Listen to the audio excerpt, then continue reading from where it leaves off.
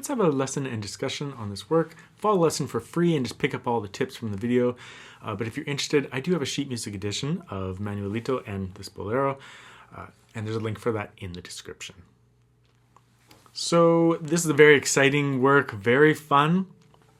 And depending on your tempo, I would still put it at the intermediate level, but there are a few sections that can offer a couple of challenges. So we'll definitely say intermediate to late intermediate, depending on your tempo. If you take a slightly slower tempo, a lot of this piece is quite manageable.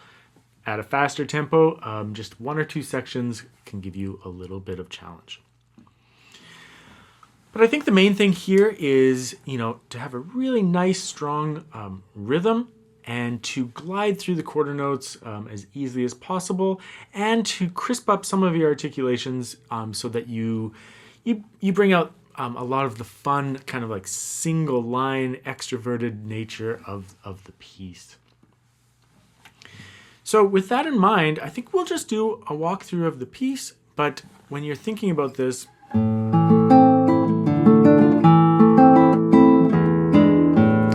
you often will have like a 2-measure kind of smaller phrase, 4-measure larger phrases.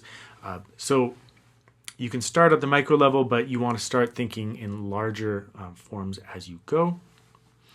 And also whenever you have these arpeggios, just making sure you glide through them without getting caught up on individual 16th notes, but instead delivering the piece in kind of a simple way, extroverted for sure, but not getting caught up on the individual notes and then getting too notey with it. Otherwise, the rhythm of the piece will be a lot of kind of like machine gun fire for your listener. Okay, so let's go through it and just talk about some of the things that come up. So I do a double thumb rest stroke here, or just thumb stroke, sorry. P, I, M, A. So just a double thumb there.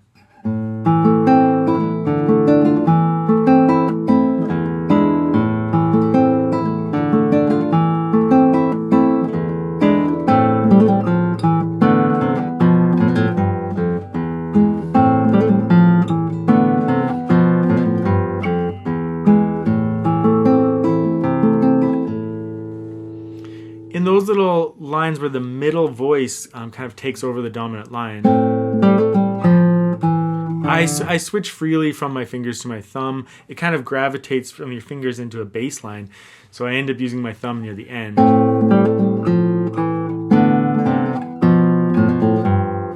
So by the time it reaches that third beat there on measure 5, I'm using my thumb at that point. And at measure 9, we're grabbing that C with our 4th finger. So again, I've mentioned this in lots of videos, but if you're misaligned, it's, you can see I can't even reach that C. But if I'm aligned properly, I can easily reach that C with a curved finger, or I can even reach a lower G or beyond. So it's all about just hand alignment. So just make sure your left hand is aligned for that. Then there's lots of different ways to finger this passage. I've seen people guide it up the first string.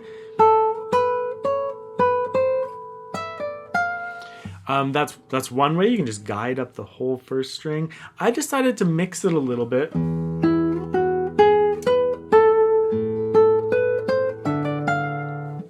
I just found it warmed up the sound a little bit, and I wanted some opportunities for some little glissandos and stuff like that, but I just didn't want to track up the first string the whole time.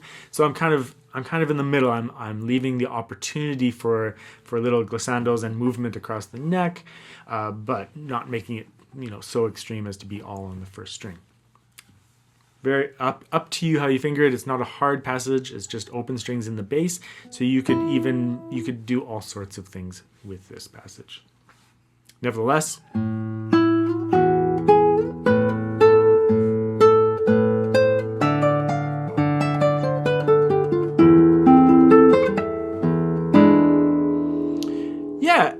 that's it's not so difficult.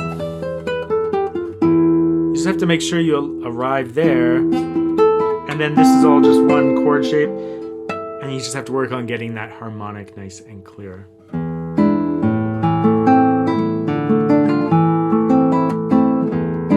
Lots of repetition with this theme. Here, this one's not so difficult.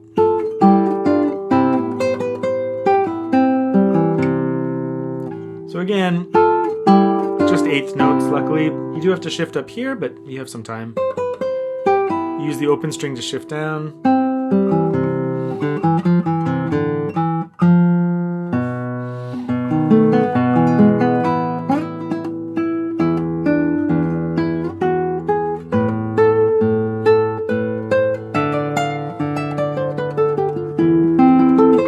Much of the same material. One of the reasons I chose the second string, actually, for that passage is that when you do this one, you can just kind of continue with the fingering that I chose at the beginning there. So that's one of the reasons I chose to go up the second string, now that I think about it, or now that I remember back, is that when you do that particular passage, it allows you to kind of stay in that area instead of doing it differently than before. So that might be a good reason for that.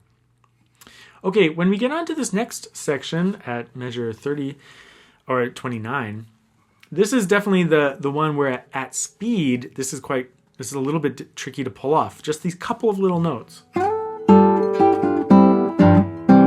It's such a small little passage, but it kind of messes you up if you chose a really fast tempo. It's just like you have to jump fingers, and it's kind of a rapid, like, and jumping those fingers, it's a little bit awkward. That said, don't let it ruin your experience. If push comes to shove and you had to, you could add some rubato. And then kind of get on with it. I chose to kind of try to keep it crisp, like other players have, but it is a little bit of a challenge.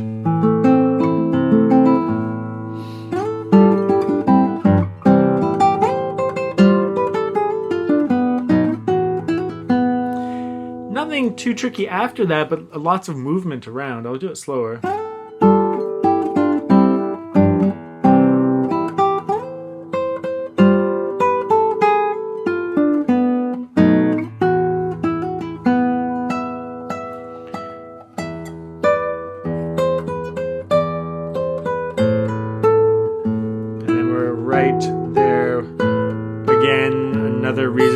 I might have chose that fingering is just that, again, we're plopped into that kind of position of the guitar there, and so it allows us to stay on with that. Then you go through that chord material again, and then you end up at 41. We have another contrasting section, quite melodic this time.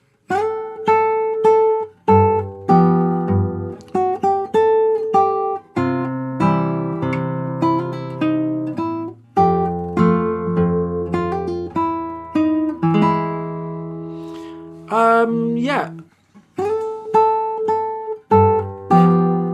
I just chose to jump 2 down. A little bit of a stretch here, but you can let go of the third finger if you need to. It just sets you up for that C chord.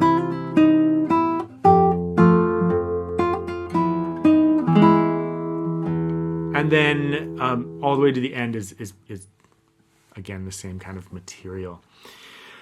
So lots of repetition in the piece, so once you kind of have some of the sections down, you'll find the rest of the piece comes together quite quickly. Like I showed you, a couple of measures give you a little bit of a challenge. You can use a little bit of rubato to smooth that over, but I also recommend just working it slowly with the metronome and then just,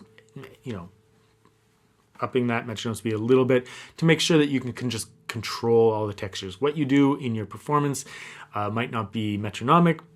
However, just being able to do it at a metronome speed with the metronome is really just beneficial to your confidence in your left hand. Just to know that you can do that at speed really well will give you the confidence to either add rubato or not, depending on which way you want to take your musicality.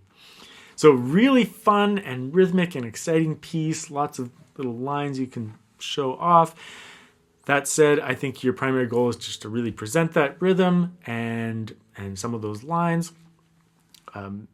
It's usually just one dominant musical line, so you can just really focus on that, or it's just rhythmic chord playing in the other sections. So lots of opportunities there to work on on kind of straightforward techniques in some ways. I know there's like lots of movements and some funny little things that you have to do, but it's like scale work or arpeggio work, it's pretty codified in that way. So have fun. Well, first study it very carefully and then just have fun and see how extroverted you can make it.